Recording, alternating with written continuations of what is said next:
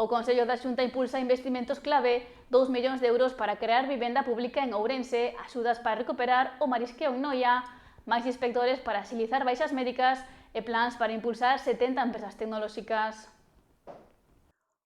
O Goberno autonómico quere facer fronte á escaseza de solo residencial en cidades como Ourense cunha fórmula innovadora: mercar baixos entre plantas infrautilizados para transformalos en vivendas públicas. Recibíronse ofertas de 26 locais para crear un máximo de 32 vivendas de alugueiro accesible permanente.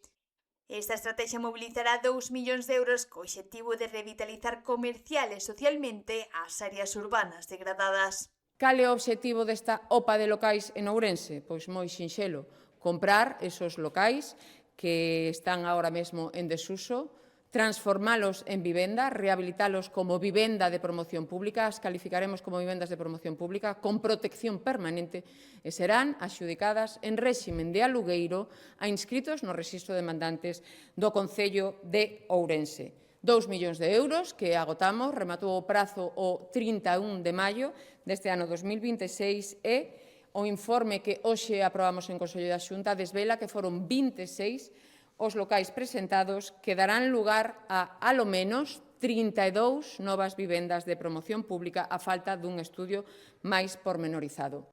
No sector do mar, o Goberno galego autorizou un convenio de 1,6 millóns de euros coa Confraría de Noia para recuperar os bancos marisqueiros tras os temporais do inverno. Trátase do primeiro acordo dun plan extraordinario máis amplo que permitirá remunerar ata 200 profesionais por tarefas de limpeza, sementado de ameixa e control de depredadores no estuario do Tambre.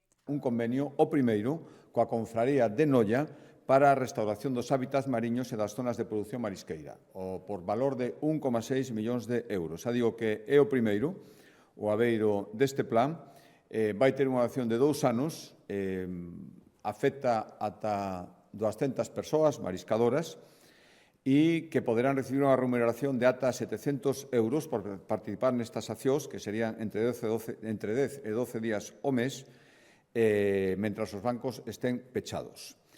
Para que actuacións? Bueno, as principais serán realizar periódicamente tarefas de limpeza de algas e cunchas ou facer rareos.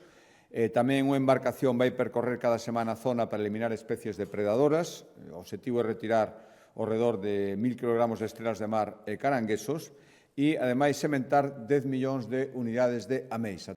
No eido sanitario aprobouse a incorporación inmediata de 18 novos profesionais para axilizar e mellorar o control das baixas laborais. O plan inclúe un sistema de autorización única para que as mutuas realicen probas diagnósticas sen esperas, garantindo que a última palabra sobre o alta médica a sigan tendo sempre os facultativos públicos.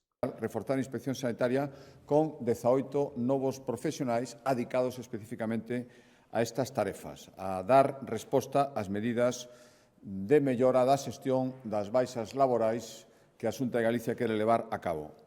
Xa que son 18 novos profesionais, 9 inspectores e 9 subinspectores que vanse sumar os equipos de inspección das áreas sanitarias que estaban adicando unha parte do seu traballo a toda esta cuestión.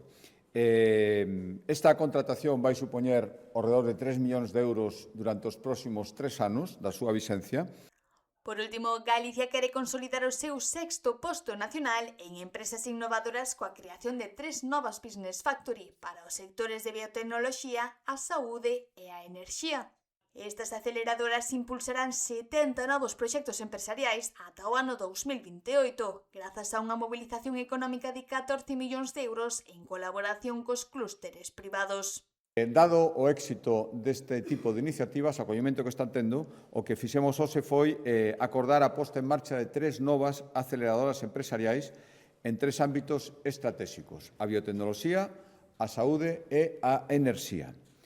Cal é o obxectivo? Pois impulsar a creación ata o ano 2028 de non menos de 70 novos proxectos nestes sectores, mobilizar 14 millóns de euros entre o que aporte a Xunta de Galicia e o que aporte iniciativa privada conxuntamente unha vez que estes negocios empezan a funcionar. Medidas que, segundo o Executivo Autonómico, buscan dar resposta inmediata ás demandas sociais.